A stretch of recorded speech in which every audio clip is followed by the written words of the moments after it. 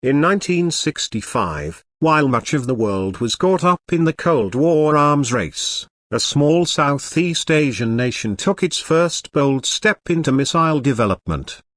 This wasn't the United States, or the Soviet Union, or even China. This was the Philippines, and its secretive endeavor was called Project Santa Barbara. It's a piece of history rarely talked about, almost forgotten, yet profoundly symbolic. This story doesn't just belong to dusty military archives or obscure textbooks. It's a testament to ambition, nationalism, and a glimpse of what might have been. On Redline Reality, we dive into the unexpected, and Project Santa Barbara is exactly that. To understand why the Philippines would even consider a missile program, we have to step back to the political climate of the 1960s. The Philippines was under the administration of President Ferdinand Marcos, newly elected in 1965. Though controversial for many reasons, Marcos was driven by a vision, modernization, national pride, and greater self-reliance in defense. He was also wary of regional instability, especially as the Vietnam War escalated and communist insurgencies grew closer to home. At the heart of this vision was a push to make the Philippines not just a passive recipient of foreign military aid, but an innovator. Inspired perhaps by the technological advances in the West and the constant threat of regional conflict, Marcos authorized the development of an indigenous missile system. The goal, to create a guided missile capable of striking naval targets, a defensive weapon that could project strength across the archipelago's many vulnerable coastlines.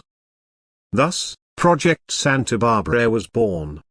Named after the patron saint of artillerymen, the project was initiated in secrecy and led by local Filipino scientists and engineers. They worked under the Bureau of Weapons Systems, with assistance reportedly from military personnel and a few foreign consultants.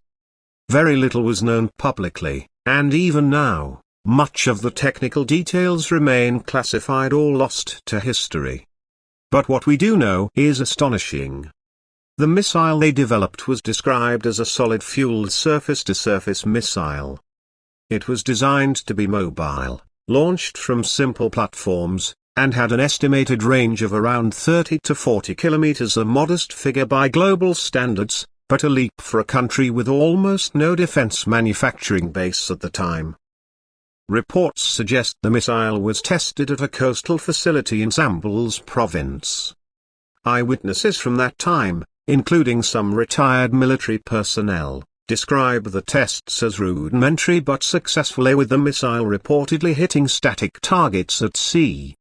The project showed that the Philippines had the technical capacity, at least in theory, to build indigenous missiles.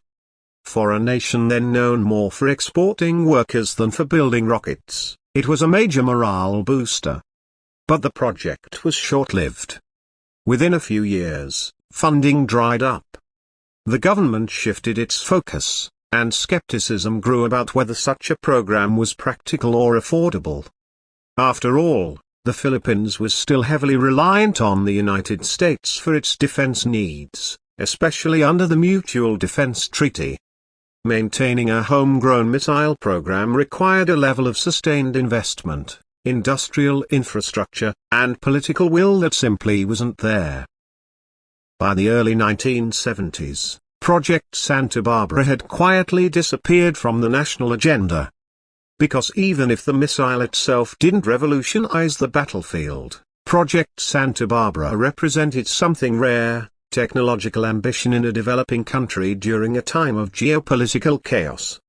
It was a moment when Filipinos imagined a different path for their nation, a one of self-determination, innovation, and control over their own security. It's also a reminder of how stories of technological advancement aren't confined to superpowers. Behind every major missile program, there are dozens of smaller efforts, forgotten projects, and local dreams that never made the global headlines.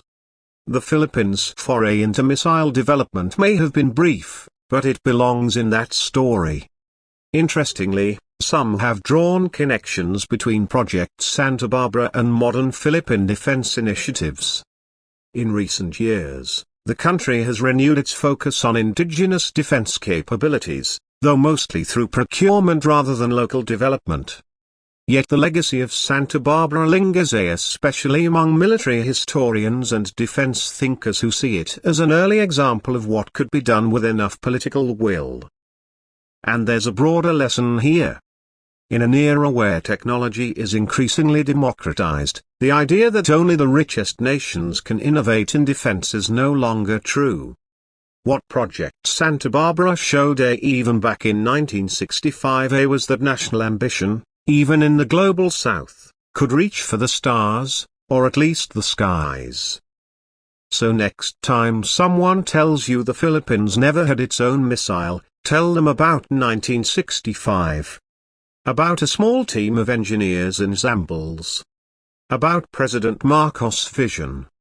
About tests at sea and the dream of sovereignty through science. Because history isn't just about what happened, it's about what almost happened. And sometimes, those stories are the most revealing.